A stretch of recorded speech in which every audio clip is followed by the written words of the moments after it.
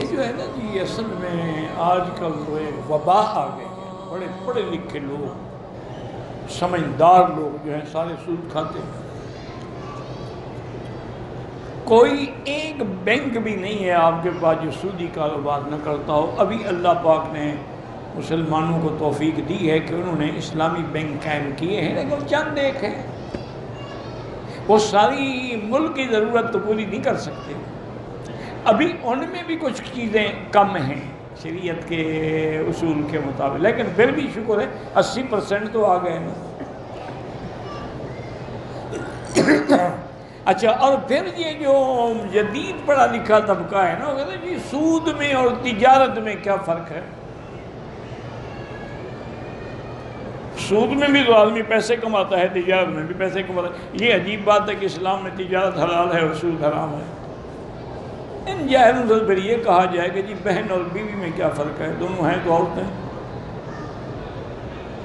اور دوسری بات یہ ہے کہ سود میں آپ کو 1% معین ملنی ہے، گھاٹے کا کوئی سوال ہی نہیں ہے۔ تجارت کے اندر نقصان بھی ہے، نفع بھی ہے، تو آسمان زمین کا فرق ہے۔ اس لیے اللہ نے تجارت کو حلال قرار دیا ہے، لیکن سود جو ہے وہ ہر حال میں حرام۔ اور حرام بھی ایسا ہے کہ اللہ فرماتے ہیں فَأْذَنُوا بِحَرْبٍ مِّنَ اللَّهِ، اللہ کے ساتھ جنگ کے لیے تیار ہو جائیں۔ اب خود اندازہ کرو کہ جو ملک سود پر چلتے ہوں، جو اللہ سے جنگ کی حالت میں ہوں، وہ کیسے کامیاب ہو سکتے ہیں؟ وہ کبھی بھی خوشحال نہیں ہو سکتے، کیونکہ وہ تو اللہ کے ساتھ لڑائی لڑ رہے ہیں۔ اللہ سے لڑ کے کون جیت سکتا ہے؟ اور اسی طرح یعنی یاد رکھیں کہ اب اللہ کی شان دیکھیں کہ جب سے علماء اسلام کو اللہ جزا دے، اور ہمارے ملک میں سب سے زیادہ کام اس پہ حضرت شیخ تقی عثمانی نے کیا ہے، اللہ ان کو جزائے خیر دے۔ انہوں نے مولویوں کی طرف سے فرض کفایہ ادا کیا، کیونکہ ہمارے اکثر مولویوں کو تو پتہ ہی نہیں ہوتا ہے کہ اقتصادی معاملات کیا ہوتے ہیں۔ انہوں نے الحمدللہ اقتصادیات میں بڑا کام کیا، بڑی کتابیں لکھی، بڑے علماء۔ ٹھیک ہے کچھ اعتراض ہیں لوگوں کو،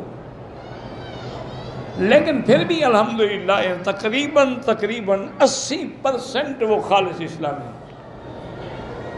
اس کا نتیجہ یہ نکلا ہے کہ اب دنیا کے اندر جو انٹرنیشنل لیول کے بینک ہیں، ان میں سے 25 نے بھی اسلامی برانچیں کھول دی ہیں، کیونکہ انہوں نے دیکھا کہ یار اسلامی طریقے میں تو فائدہ ہی فائدہ ہے، گھاٹا ہے ہی نہیں۔ سود میں تو بینک دیوالیہ ہو جاتے ہیں، اسلامی بینک تو کبھی کوئی دیوالیہ نہیں ہوا۔ تو اس لیے ہمیشہ یاد رکھیں یہ باتیں ہیں۔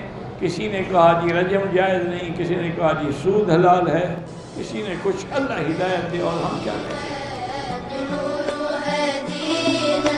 من مكة حبيبي نور سطع